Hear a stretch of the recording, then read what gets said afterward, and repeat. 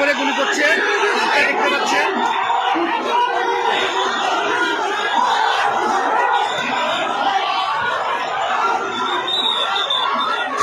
সারা শহরে গোলাগুলি চলছে।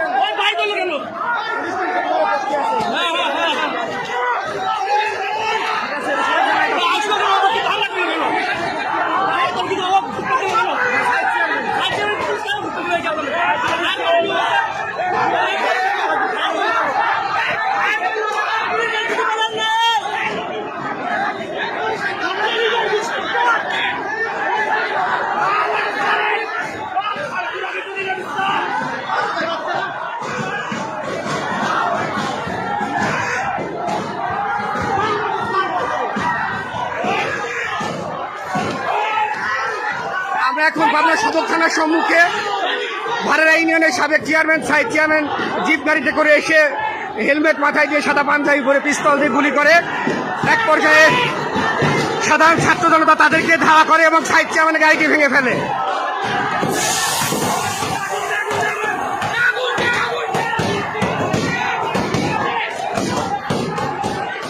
আমরা ল্যাব এইড হসপিটালের সামনে থানার সম্মুখে, সদর থানার সম্মুখে।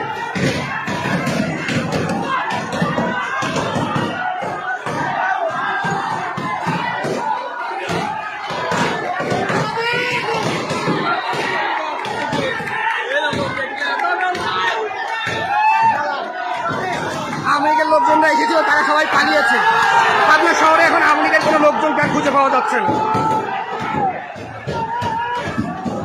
প্রত্যেক গলিতে গলিতে ছাত্ররা ঢুকে পড়েছে, খাওয়া করছে ছাত্ররাই। পাবনা শহরের সমস্ত গলিতে ছাত্ররা ঢুকে পড়েছে। পুলিশ নিরপেক্ষ ভূমিকা পালন করছে, পুলিশের ভূমিকা নিরপেক্ষ দেখতে পাচ্ছি আমরা। এএসপি মাসুদ আলমের নেতৃত্বে পুলিশের নিরপেক্ষ ভূমিকা দেখতে পাচ্ছি এবং ছাত্ররা সারা শহর দখল করে নিয়েছে। আওয়ামী লীগের লোকজন ককটেল ফুটায় এবং পিস্তল দিয়ে গুলি করে, পরবর্তীতে তারা পালিয়ে যেতে বাধ্য হয়।